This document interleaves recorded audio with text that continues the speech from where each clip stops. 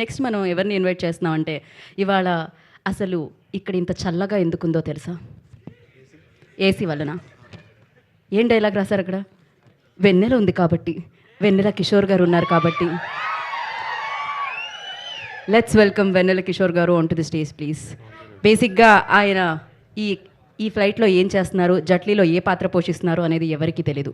అది సీక్రెట్. మే డే రోజు చూడాలి మీరు. వెల్కమ్ వెల్కమ్ అండి, వెల్కమ్. హాయ్.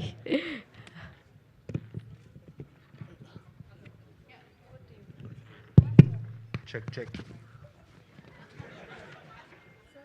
హలో, అందరికీ నమస్కారం అండి. ఓకే ఓకే ఇప్పుడు okay, I want my copilot please. Copilot గారు ఒకసారి. పైలట్ వద్దా, ఓన్లీ కోపైలట్?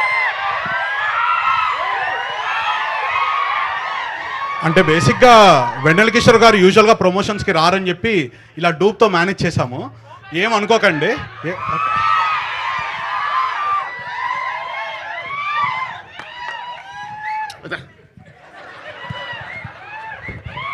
ఇది నిజమే కదా? నిజమే. మీరు ప్రమోషన్స్కి వచ్చారు కదా, ఇది నిజంగానే నిజం కదా?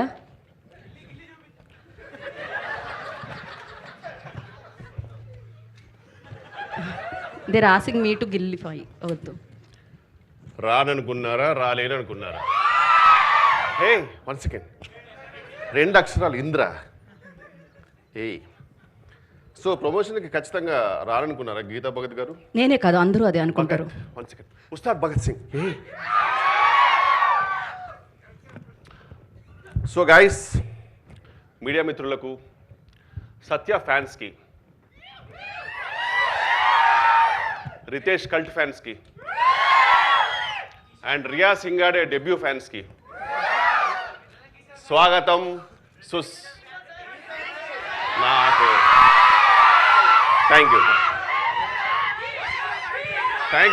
అన్న.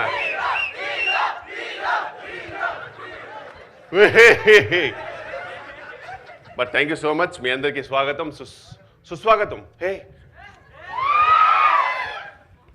సో బేసిక్గా నా పేరు మీరు డైరెక్ట్గా థియేటర్లు తెలుసుకుంటే బెటర్. ఆన్ May 1st నేను రీసెంట్గా దుబాయ్ నుంచి కొచ్చికి రిటర్న్ ఫ్లైట్ వస్తున్నప్పుడు స్వింగ్ ఫిషర్ అనే ఫ్లైట్లో, ఆ ఫ్లైట్లో ఊహించని విచిత్రాలు జరిగిపోయాయండి.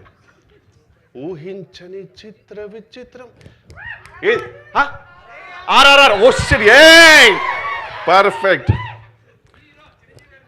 సో బేసిక్గా నేను ఒక TFI బానిసనండి, మీ అందరిలాగే. సో సినిమా ఇలా చెప్పగానే అలా క్లూ పట్టేస్తుంటాను. సో అందుకే టైంపాస్కి సినిమా సుడోకు అనేది ఆడుతూ ఉంటాను అనమాట. సో ఈ బుక్ నేను ఫినిష్ చేశాను లేదా అన్నది మీరు May 1st థియేటర్లో చూడండి. జట్లీ అనే సినిమా, no Satya's Jetlee, no Satya's not Jetlee అనే సినిమాలో మీరు ఖచ్చితంగా చూడండి. అండ్ మీ అందరికీ థ్యాంక్ యూ నాగ చైతన్య గారు. Thank you.